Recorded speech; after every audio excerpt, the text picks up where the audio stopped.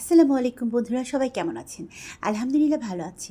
আজকে বেলপুরি বানাবো। আজকে আমার বেলপুরি খেতে ইচ্ছে করতেছিল, কিন্তু বাইরের বেলপুরি খেতে আমার একটু কেমন যেন লাগে। কেমন মানে কেমন মনে হয় পরিষ্কার করেনি, কিংবা ঠিকঠাক মতো ভালো কোয়ালিটি না। তো আমি আজকে বেলপুরিটা নিজেই বাসায় বানানোর জন্য চেষ্টা করছি। তো প্রথমে আমি বেলপুরি বানানোর জন্য ডাল আর আলুটা সেদ্ধ দিয়ে দিলাম। আরেকটা মিক্সিং বলে আমি 2 চামচ মানে 1 কাপ পরিমাণ সুজি আর 1 কাপ পরিমাণ ময়দা নিলাম। অল্প বানাবো, কারণ আমাকে আগে দেখতে হবে যে আমার বানানোটা হচ্ছে কি না। তো আমি ডোটা বানানোর জন্য প্রথমে এটাকে খুব ভালো করে এটাকে মেখে ঝেঁকে নিয়েছি। তারপর এটাকে একটা র্যাপিং পেপার দিয়ে রেখে দিব, ডোটা যতক্ষণ না পর্যন্ত সেট না হবে। তো এই যে আমার ডো সেট হয়ে গেছে মাশাল্লাহ। এটাকে খুব নরম করা যাবে না, আবার খুব হার্ডও করা যাবে না, শক্তও করা যাবে না। তো আমি এটাকে আগে ছোট ছোট আকারে বেলে নিব। তো সেই জন্য ছোট ছোট করে কিছুটা রেখে দিচ্ছি, ছোট ছোট গোল্লা গোল্লা বানিয়ে রাখছি, আর এটাকে আমি আস্তে আস্তে বেলে নিব। তো এই যে আমার গোল্লা বানানো হয়ে গেছে। এখন আমি এটাকে একটা একটা করে বেলে নিব। খুব পাতলা হবে না, এবং খুব মোটাও হবে না। আর আমার না কিছুতেই যেন এটা গোল হচ্ছিল না। তো তারপরেও আমি আবার হচ্ছিল না, কিংবা হবে না, কিংবা পারি না, এই শব্দগুলো আবার আমার ডিকশনারিতে নাই। তাই এটাকে হাত দিয়ে সুন্দর করে গোল গোল করে নিয়েছি। আর কাজের চুরি তো আমার সবথেকে বড় স্বভাব। কাজে চুরি করাটা আমার খুব বড় একটা স্বভাব হয়ে দাঁড়িয়েছে। কিভাবে আমি সহজ করে কাজ করব। তো এই যে আমার বেলপুরিগুলো বেলা হয়ে গেছে। তো এখন আমি ভেজে নেব।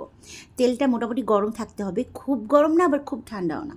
তারপর যখন আমি বেলপুরিগুলোকে তেলে ছাড়ছিলাম, বিশ্বাস করো বন্ধুরা, দেখতেই পারছো এত সুন্দর করে ফুলছিল, এত সুন্দর করে গোল গোল হয়ে ফুলে যাচ্ছে, কি বলবো, আমার নিজেরই মন ভরে যাচ্ছে। কিন্তু এটাকে আস্তে আস্তে ভাজতে হবে। প্রত্যেকটা বেলপুরি এক একটাকে মিনিমাম 2 মিনিট করে ভাজতে হবে।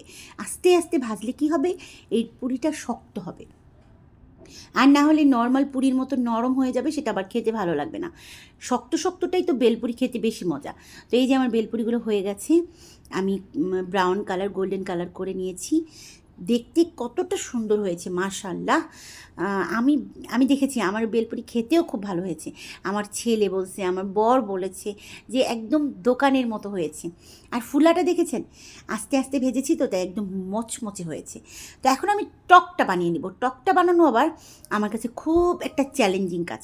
তো আমি এখানে কিছুটা তেঁতুল ভিজিয়ে রেখেছিলাম, সেটা থেকে বিচিগুলো ফেলে দিয়েছি। এখানে আমি বিট লবণ দিলাম, কিছু পেঁয়াজ কুচি, কাঁচামরিচ কুচি, আর 2টা শুকনো মরিচ হাতে একটু ম্যাশ করে নিলাম। আর একটু লেবু, বেশি লেবু না দিলে কিন্তু লেবুটা দিলে হয় কি, সব টকেরই একটা ফ্লেভার হয়, ঘ্রাণটা খুব সুন্দর হয়, খুব খেতেও ভালো লাগে।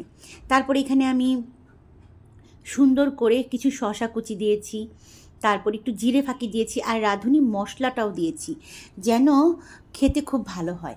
তো এই টকটা আমার হয়ে গেছে। আর এই যে আমি এখানে আমার যে পুর চটপটি, এই যে বেলপুরির যে ডালটা, সেটাও দিয়েছি। তো আলহামদুলিল্লাহ দেখতে খুব সুন্দর হচ্ছে মাশাল্লাহ।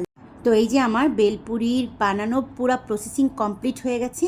আর এটার মধ্যেও আমি ধনেপাতা, কাঁচামরিচ, শসা সব কিছু দিয়ে এই ডালটাকে কমপ্লিট করেছি। বেলপুরির যেই সব থেকে মজাদার খাবারটা, এটা একদম কমপ্লিট করে ফেলেছি। আর এই যে আমার ফাইনাল লুক,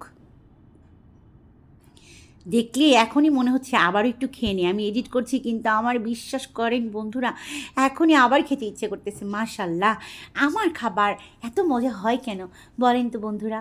এই দেখেন কতটা মচমচে হয়েছে, ক্রিস্পি হয়েছে, সেটা আপনাদেরকে একটু ভেঙে দেখালাম। তো এই যে আজকে আমার বেলপুরি, আমি এখন প্রত্যেক প্লেটের জন্য আমার বরের কাছ থেকে 100 টাকা করে নিব। দোকানে বেচে 50 টাকা 30 টাকা, আমি আমার জামাইয়ের কাছ থেকে নিব 100 টাকা করে, কারণ এটা বানাইতে আমার অনেক কষ্ট হয়েছে। তো এই যে কেমন হয়েছে দেখতে, সেটা অবশ্যই আমাকে কমেন্টে জানাবেন। আমার ভিডিও দেখলে যদি একটু ভালো লেগে থাকে, প্লিজ একটা লাইক করতে ভুলবেন না। আর সবাই প্লিজ প্লিজ প্লিজ আমার চ্যানেলটা সাবস্ক্রাইব করবেন। আর মজার মজার খাবার খেতে হলে আমার বাসায় চলে আসতে হবে। ভালো থাকবেন, আল্লাহ হাফেজ, আসসালামু আলাইকুম।